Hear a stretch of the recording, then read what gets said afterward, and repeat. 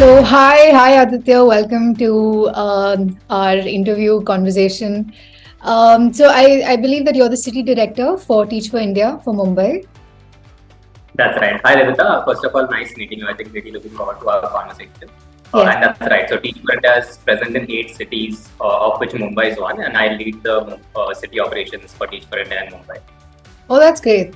So, would you like to tell a little bit about Teach for India, the organization, and why is supporting education so important? So, I think the country that we live in, I don't know how many people know what the statistics for education look like, but it's actually very interesting and quite stark when you look at the statistics. So, something like 50% of students in grade 5 cannot read a grade 2 text, which means that if half of the children in our country was say in grade 5 are 3 levels behind where they need to be in terms of their reading.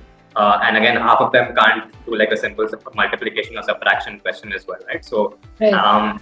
And what you also see is that tendency just tends to accelerate as students go through the system.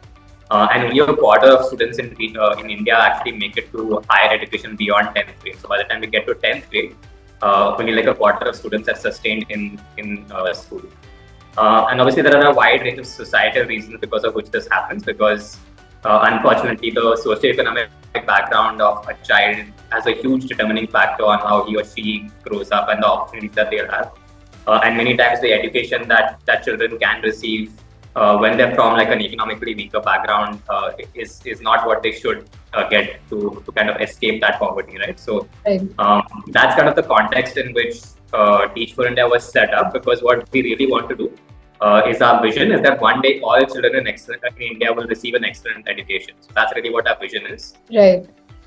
That's great. That's great to hear. And what drew you towards Teach for India? Like, I know that there's all of this, social problem that we have to battle with. But what has been your motivating factor? So I actually don't have a background in teaching. So I used to work in the private sector before this. So I have an engineering background. I'm a chemical engineer, following which I worked in manufacturing for a couple of years. Then I did my MBA. Then I worked in management consulting. So I have kind of like a wide range of backgrounds. But at one point in my life, I think like 5 or 6 years ago, I just wanted to explore something different. And I had always been interested in the idea of teaching. So that was something that appealed to me because I like learning. I'm a strong believer in learning. So I always was drawn to the idea of saying, can I teach somebody else, or can I explore teaching as an interest? And that's when I had heard of the Teach for India Fellowship program. And initially I wanted to apply to that program, but I had missed the deadline. And there happened to be some other staff roles that were available in Teach for India. So I ended up joining Teach for India as a staff member. And I've sort of stayed on in Teach for India since 2016 for the last 6 years, because I just believe in the organization and what we're trying to achieve. So that's what kind of drew me to this role. That's wonderful to hear that you've like sticked on, and it's been quite a few years since you've been. Since you've been in this organization. So that's lovely to hear. So a little bit about me, like why I find education so important is because it's helped me gain the confidence. Like I believe everything and anything that I've achieved up till now. So I myself am a trained architect, and I graduated last year. And pageantry was, of course, something that I always wanted to do, and that is why I'm here. So when you have visibility, when you have this platform, you want to make it of good use, right? Like you want to bring visibility to issues that are actually important to the country, and that can actually make a difference.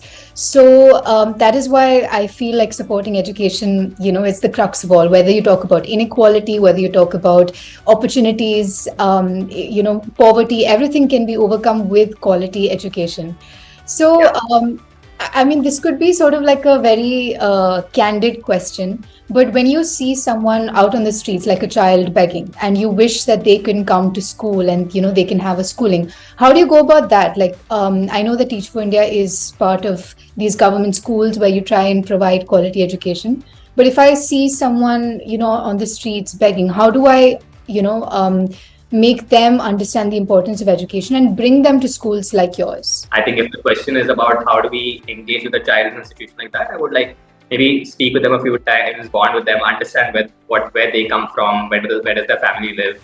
And then if we are genuinely interested in sort of having a conversation with their family about, can we get this child in a school? That's the way that we would go about that. And there are, organizations that would help also in social outreach and things like that that would help have those conversations. And I think this really stems from the fact that we, as just outside, like we people who are looking outside the organization of Teach for India, and of course, fellowship is one way of helping in volunteering and understanding the cause and being part of this movement. But at the same time, for someone who maybe does not have the time, or it doesn't want to invest so much of their time in something like this, what can they do on their behalf? I would say volunteering is a great option to start with.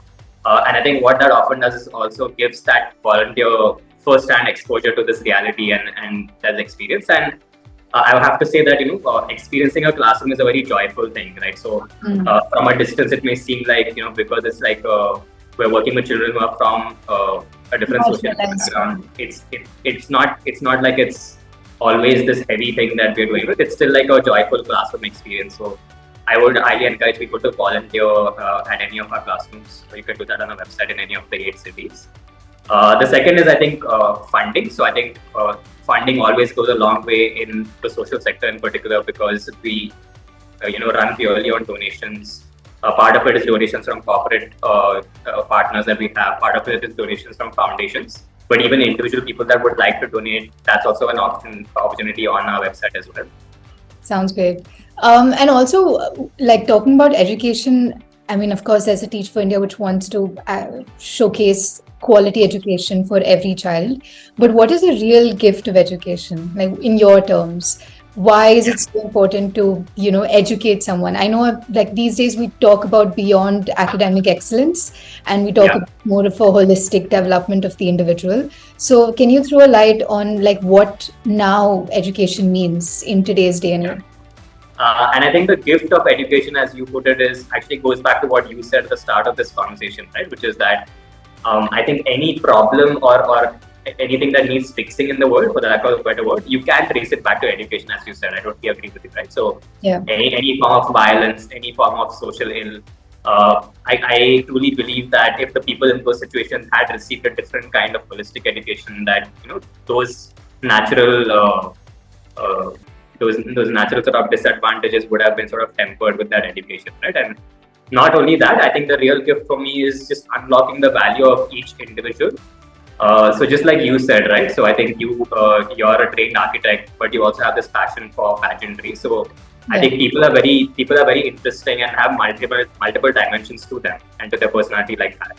And I think those multiple dimensions can't sort of be explored if education is a very limited thing. So I think education has to allow people to explore their own selves, explore the surroundings around them, explore society, so that you sort of build that awareness of like, okay, this is what interests me, this is what I'm good at, this is what I can improve at.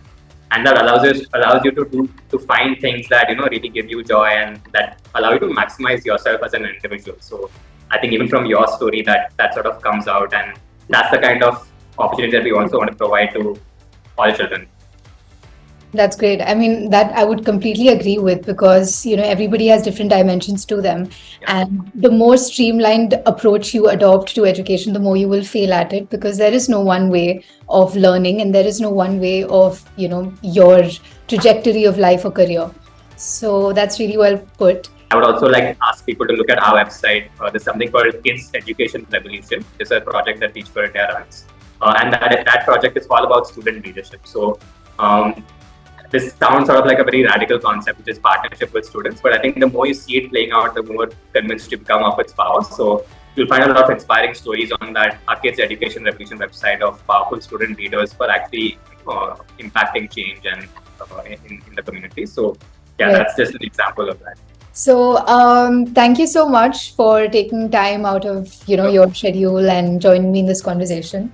And I hope that I will see more of Teach for India, through the classrooms, through these seminars, sessions, conversations. So once again, thank you. Thank you for your time.